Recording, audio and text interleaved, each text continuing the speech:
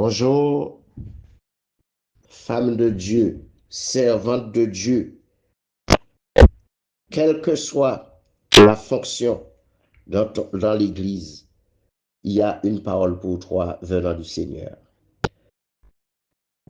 Éphésiens 5, à partir du verset 22.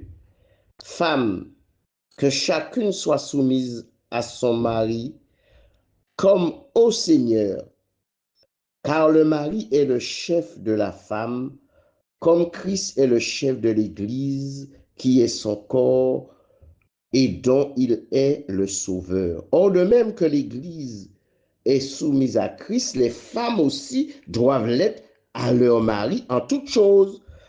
On lit bien, femme de Dieu, servante de Dieu, que chacune soit soumise à son mari, pas à son ex.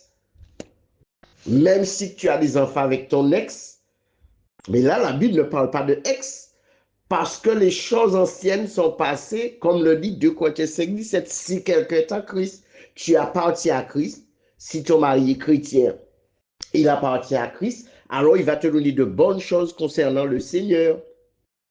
Tout ce que Jésus a est à nous. Si ton mari n'est pas chrétien, maintenant il y a un comportement quand même Dieu te donne, mais tu ne dois pas l'obéir à tout ce qu'il va te dire. Sœur, laisse tomber ton ex, même si tu as des enfants avec. Il y a des gens, ils ne veulent pas s'éloigner. Pourquoi? Ah, il ne faut pas que nos enfants, même si que nous sommes fâchés, il ne faut pas que nous soyons divisés pour que nos enfants voient notre marche. Non, tu dois avoir marché selon le Seigneur.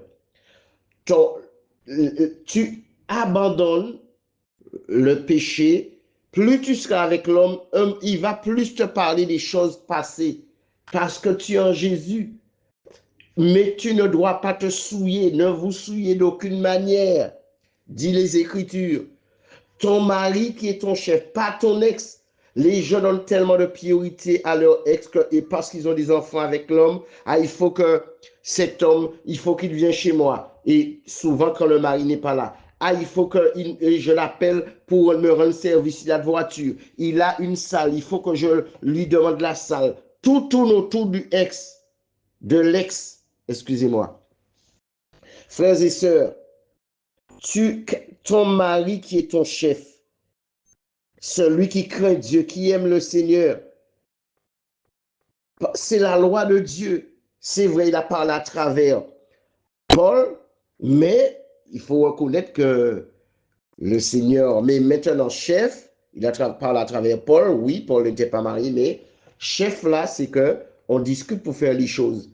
Tu n'as pas à faire pression sur ton mari pour que ton mari puisse accepter ton ex venu de la maison. Là, c'est ton ennemi. Parce qu'il se moque de Jésus, parce qu'il se moque de ton mari. Ton mari, même si tu n'as pas d'enfant avec lui, même si tu te glorifies, mais est-ce que tu bénis Dieu? Oui. Bon, tu pries pour les enfants, tu les aimes, mais laisse ton ex tranquille. Arrête d'enseigner des hérésies. Que oui, c'est ton ex, le père de ton enfant, il y a, c'est notre intimité, c'est notre vie privée. Il n'y a aucune vie privée, aucune intimité avec ton ex. C'est le passé. Même si c'est l'homme le plus riche, tu as accepté Jésus, laisse l'homme vivre sa vie. Parce que si vraiment il voulait être ton mari, il serait resté avec toi. Mais les gens font des enfants de droite à gauche. Alors si l'homme a 15 femmes, enfin enfants avec 15 femmes, ou avec même 2, hein, alors tu vois qui est la femme. Il faut signer les papiers, mettre sa vie en règle, régulariser sa vie. Ne donne pas, n'invite pas dans le secret ton ex chez tes parents, chez tes frères. Frères et sœurs, vous qui avez des sœurs, même cousines, etc., soyez fermes. Ton mari, parce que c'est le Seigneur va te demander des comptes, pas pour ton ex, mais pour ton mari. Parce que tu es venu à Jésus, les choses anciennes sont passées. Cela ne compte pas. Tu as été lavé, purifié par l'eau de la parole, mais on ne peut pas tuer des enfants. Combien d'enfants que tu as tués en faisant des avortements pour tes ex, même pour des familles qui concernent l'inceste? Hein? Pour tes collègues, tes patrons. Combien? Et là, le Seigneur te dit que ne tuera point, laisse les enfants. Oui, il va voir les enfants, mais même là, il n'est pas obligé d'entrer dans la maison. Maintenant, c'est l'homme qui doit décider. Parce que les femmes se disent cette servante de Dieu, femme de Dieu, mais terribles. Elles sont terribles en Guadeloupe, Martinique, Guyane, qu'elles ont un enfant avec quelqu'un. Il y a qui ne veulent pas avoir des enfants avec leur mari parce qu'ils ont déjà eu des enfants avec leur ex. Alors, à quel moment, quand tu agis comme ça, oui, Dieu pardonne, te pardonne, mais il faut changer de comportement, de vocabulaire, de façon de parler, de penser. Parce que tu n'es pas sanctifié quand tu es comme ça. Arrête de t'attacher à ton passé et tu ne veux pas te marier. Oui, tu es marié avec Jésus, mais tu ne veux pas qu'il te donne un homme. Parce que Jésus n'est pas un homme, il est Dieu.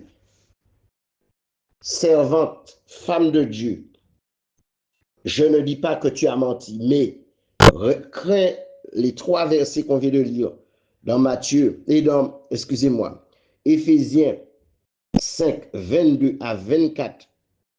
L'homme doit chercher Jésus. Si tu veux être agréable à Dieu, une femme puissante dans le royaume de Dieu, eh bien, tu ne dois pas être soumise à ton ex, mais à ton mari. Obéis à Dieu et tu verras sa gloire. Passe une bonne journée.